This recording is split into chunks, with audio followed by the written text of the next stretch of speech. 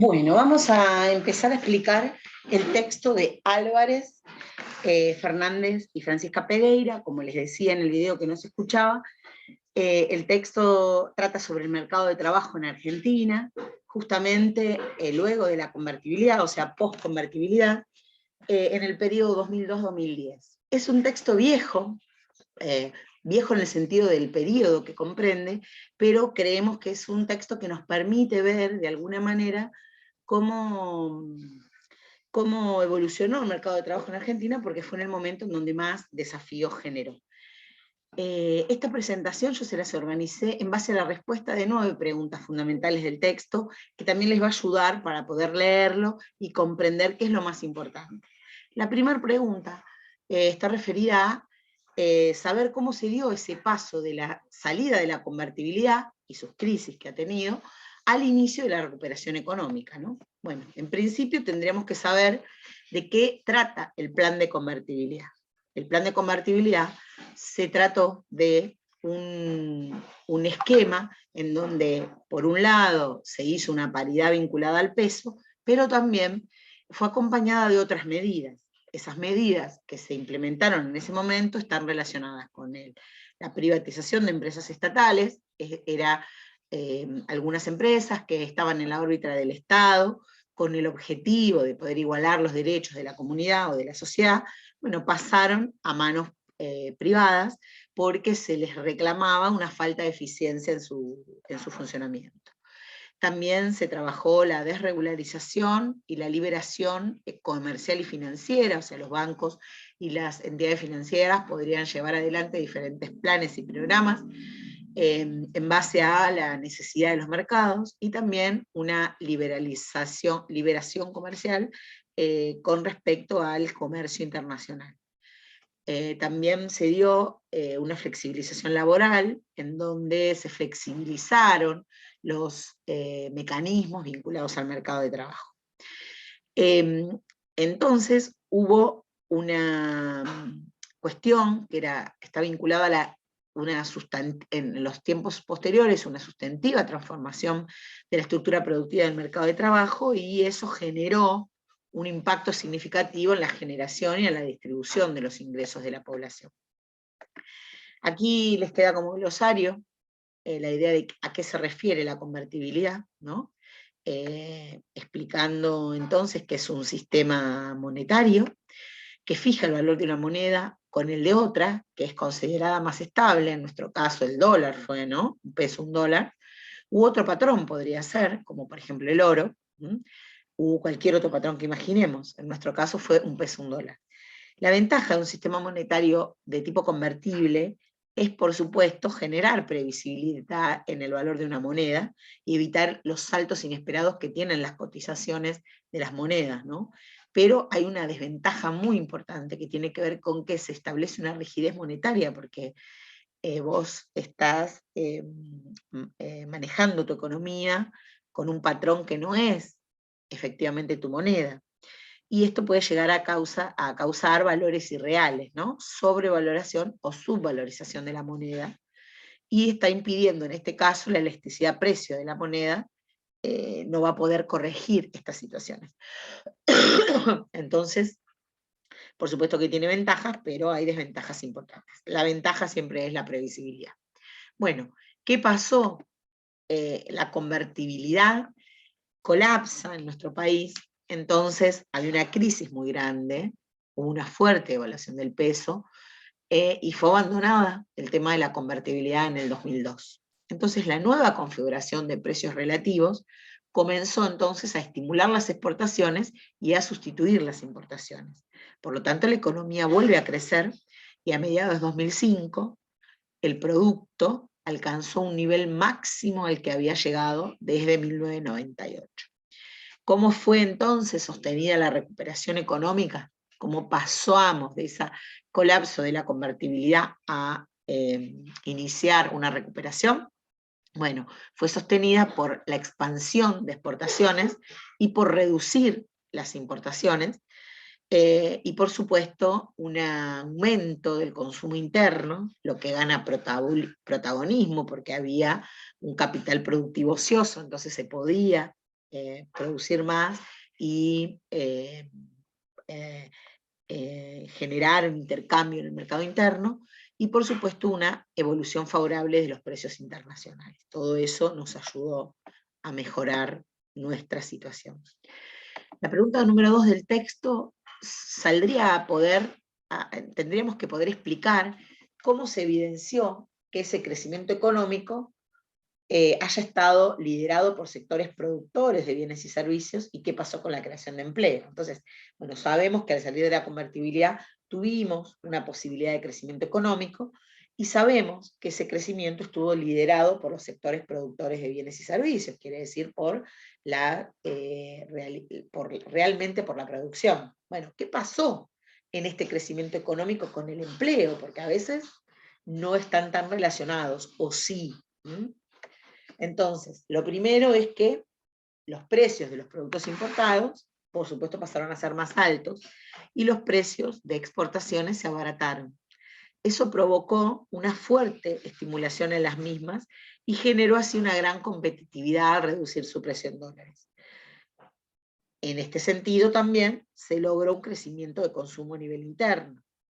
Hubo una reducción de tasas de interés internacional, o sea, la timba financiera reduce su interés, había menor tasas en el mercado local, eso estimula la inversión.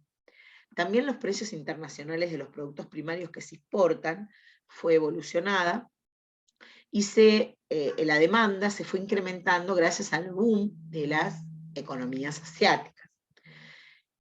A su vez, hubo un tipo de cambio alto, y eso implicó una protección para nuestras pequeñas y medianas empresas frente a la competencia interna, con lo cual hubo un crecimiento del empleo genuino desde el 2003 en adelante. Las ramas de actividad que más crecieron fueron las productoras de bienes, y efectivamente ha generado en esta etapa un crecimiento en el empleo, en el área de la construcción y en la economía manufacturera. El crecimiento del empleo, hubo un crecimiento del empleo, y por supuesto nos provocó una disminución del desempleo, ¿no? Su contrapartida es que el desempleo disminuya. La pobreza empieza a disminuir y va a mejorar la distribución del ingreso como consecuencia de la recuperación del mercado de trabajo. O sea, varias personas ingresan al mercado de trabajo, y eso les permite, por supuesto, empezar a recuperar su nivel de vida, su nivel de ingreso, le permite empezar a salir de la pobreza, y también hubo políticas públicas que se llevaron adelante que apoyaron o aportaron en este sentido. Entonces, al haber empleo, hay mayor cantidad de consumo, y al haber mayor cantidad de consumo, por supuesto que tienen más estímulo los productores de bienes. Entonces, en el marco de la nueva configuración macroeconómica, vemos que hay una variación del Producto Interno Bruto por sector de actividad que fue mejorando, salvo en el caso del sector primario, que en el 2009 generó una caída justamente por los problemas que se generaron en el 2008, todos los demás han sido en alza. Tercer cosa que tenemos que ver es qué sucedió en el periodo 2003-2010 con el empleo en relación a los distintos niveles educativos y a algunos grupos poblacionales específicos, ¿no? ¿Y qué pasó con estos sectores? Bueno, ahí vemos entonces que en general el empleo evolucionó con respecto a la calidad, ¿no? Ahora después vamos a ver qué significa calidad de empleo. Hubo una reducción importante del empleo no registrado, o sea, del 45% que había en el 2004, pasamos al 35% en el 2010. O sea, se registró mayor cantidad de trabajadores.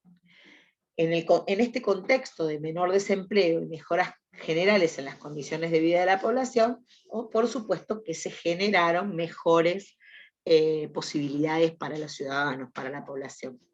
Las líneas de acción que llevó adelante el gobierno ayudaron para fomentar el trabajo registrado. Las mejorías más relevantes, se produjeron entre aquellos que se habían más afectados, algunos trabajadores específicos. Por ejemplo, los trabajadores por cuenta propia van a representar el 80% en ese periodo. Mejoró sustancialmente la estabilidad en el empleo, y un ritmo de recuperación del ingreso importante. ¿Qué pasó en los niveles educativos? Bueno, las remuneraciones crecieron más entre los trabajadores con nivel educativo bajo. Eso significa que la población de menores ingresos en la población pudieron mejorar su remuneración, su ingreso. El tipo de mano de obra del sector trabajador con nivel educativo más bajo es la que más demanda en la recuperación industrial. La política estatal, por supuesto, estuvo enfocada en favor de los trabajadores que percibían remuneraciones más bajas. Entonces hubo un aumento sostenido del salario mínimo vital y móvil que pasó de 200 pesos en 2003 a 1.840 en el 2011. Fíjense el salto del salario mínimo vital y móvil. También se puso en marcha el Consejo Nacional del Empleo, la Productividad y el Salario, y el gobierno tuvo un rol central en el establecimiento de un piso para la negociación salarial colectiva, ¿no? A través de distintos programas que fue implementando. Los grupos poblacionales definidos, que en general tienden a tener mayores dificultades, son los jóvenes y las mujeres. Entonces, si bien los ingresos de los ocupados crecieron para el conjunto de los trabajadores, independientemente de la edad, el sexo y el lugar que ocuparon en el mercado de trabajo, es importante tener en cuenta estos aspectos.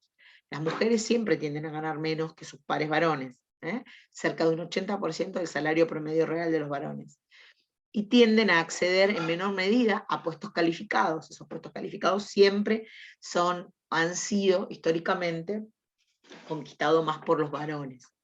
Las jornadas de las mujeres siempre son más reducidas que las de los varones por diferentes cuestiones vinculadas a la economía del cuidado.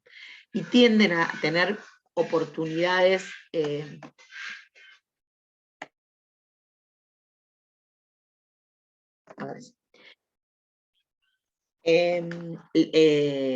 entonces, tienden a tener oportunidades laborales en ocupaciones con restricciones al incremento de la jornada salarial por las responsabilidades domésticas, las de cuidados, y que son culturalmente atribuidas a las mujeres.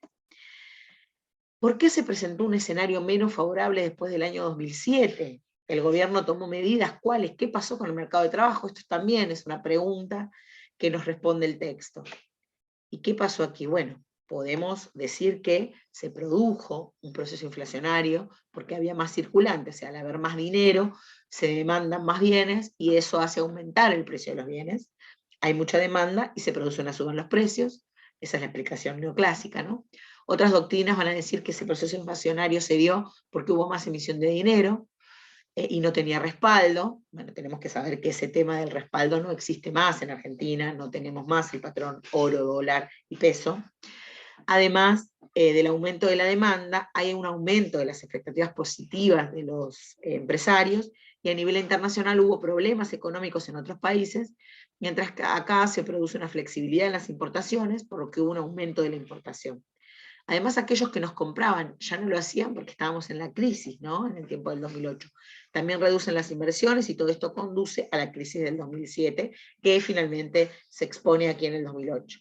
El gobierno tomó muchas medidas con respecto a la depreciación del peso, porque hizo un estímulo a la exportación, limitó la importación, promocionó y estimuló a algunos sectores que eran más mano de obra demandante, y también hubo un programa de recuperación productiva para proteger el empleo, llamado REPRO, que permitió acelerar el tema del mercado de trabajo. Respecto al empleo, se produjo una desaceleración de su crecimiento.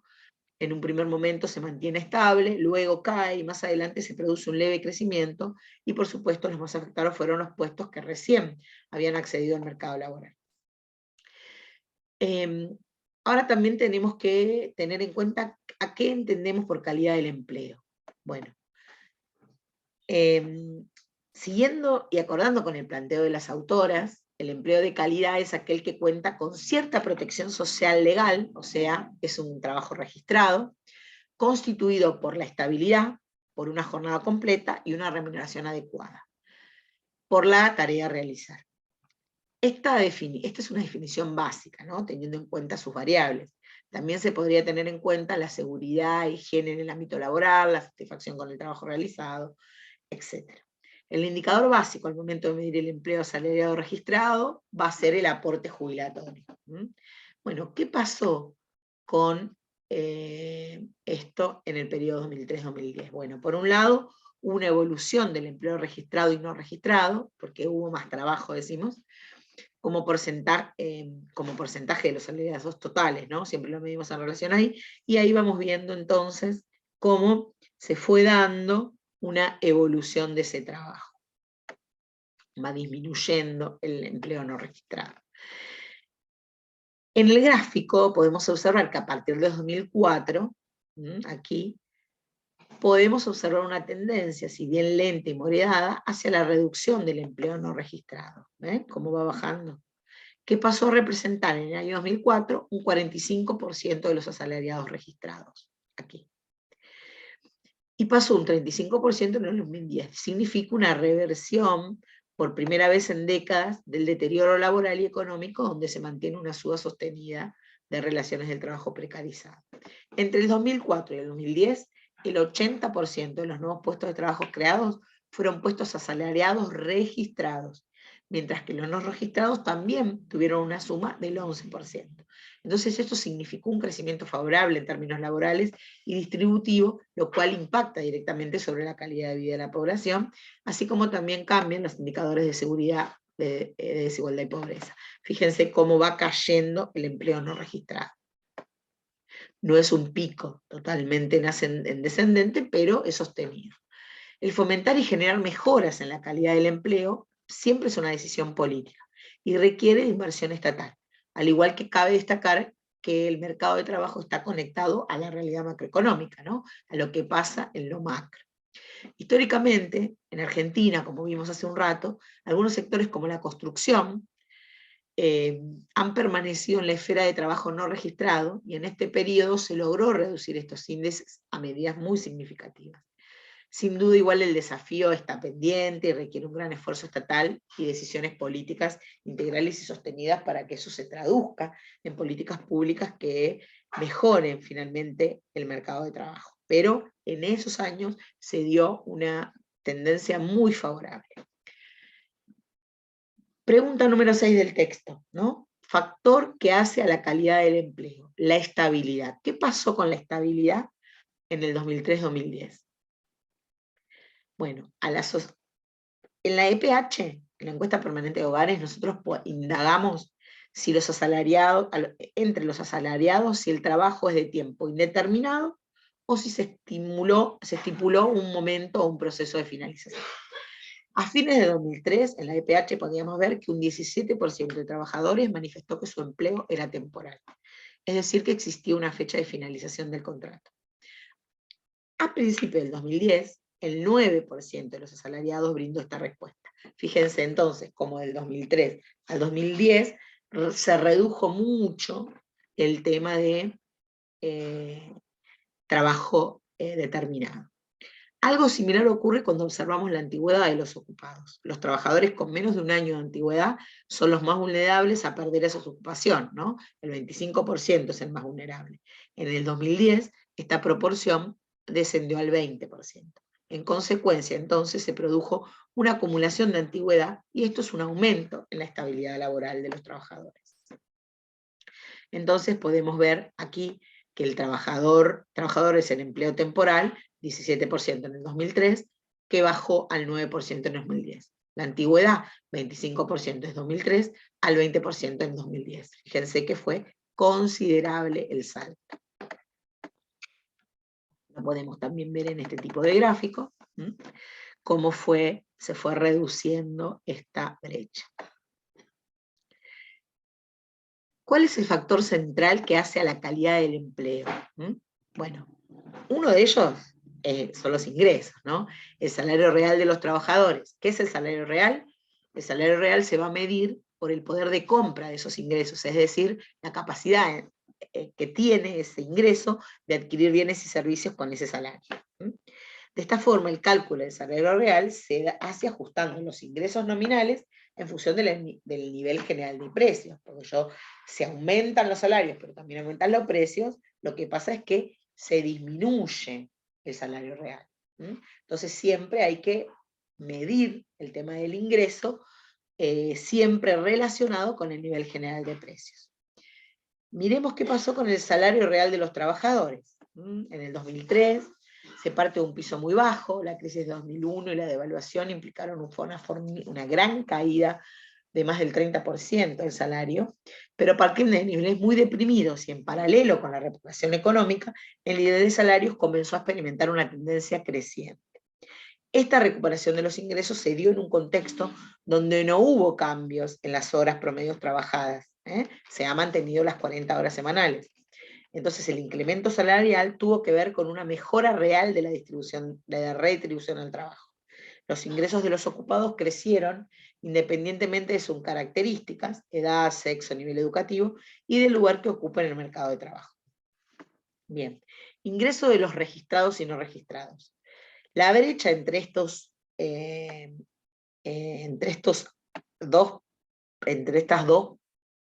pares, ¿no?, de registro se mantuvo en valores muy elevados y experimentó una reducción. Los asalariados no registrados pasaron de ganar 40% de lo que obtenían de sus pares registrados. De todas maneras, la suba de los ingresos reales de los asalariados no registrados ha sido suficiente, no llega a los valores estipulados del salario mínimo, pero significó una brecha en relación de sus pares registrados. Miremos qué pasó con las diferencias de género y la relación con el nivel educativo. Las mujeres, como vimos hace un ratito, tienden a ganar menos que sus pares varones, como les decía, un 80% del salario promedio de los varones. Y aún con niveles de formación de preparación igual, perciben ingresos por hora más bajos.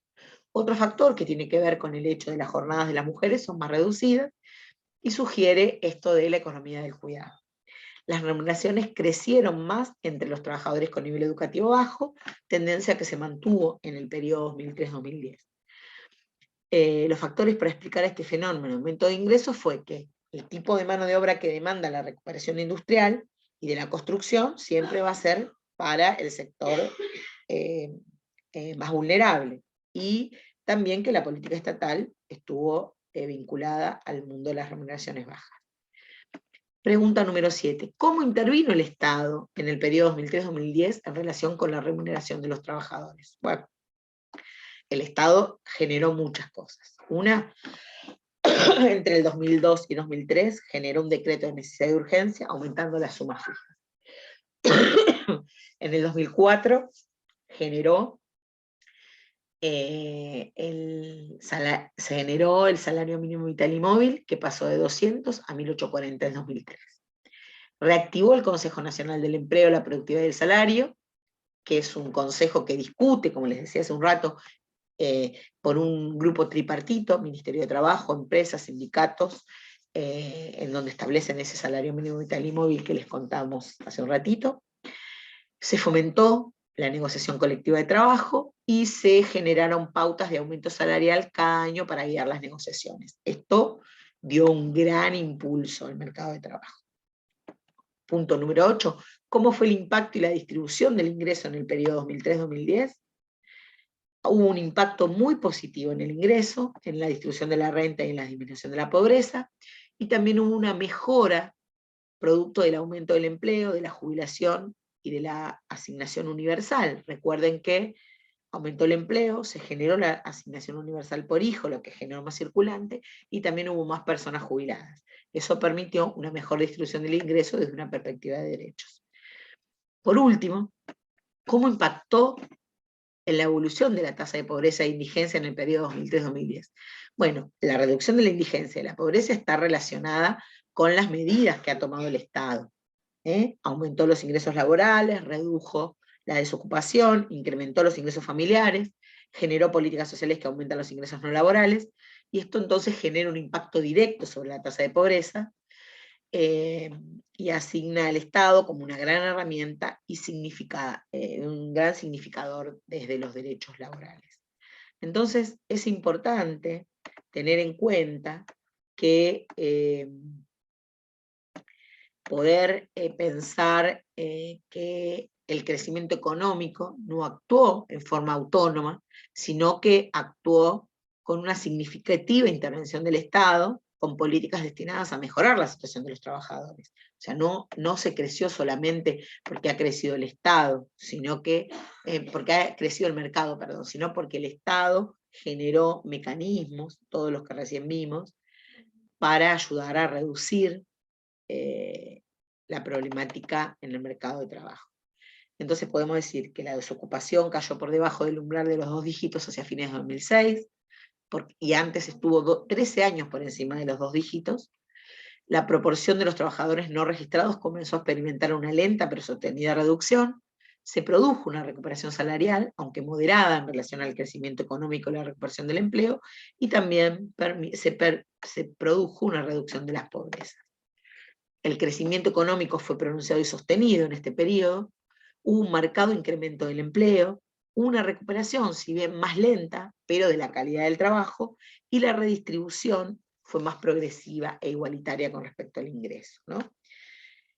Bueno, entonces esta es la explicación del texto de Álvarez. Yo también les voy a subir las preguntas y sus correspondientes respuestas, así ustedes pueden ir encontrando en el texto estas respuestas, ¿no? Les voy a subir las preguntas mejor.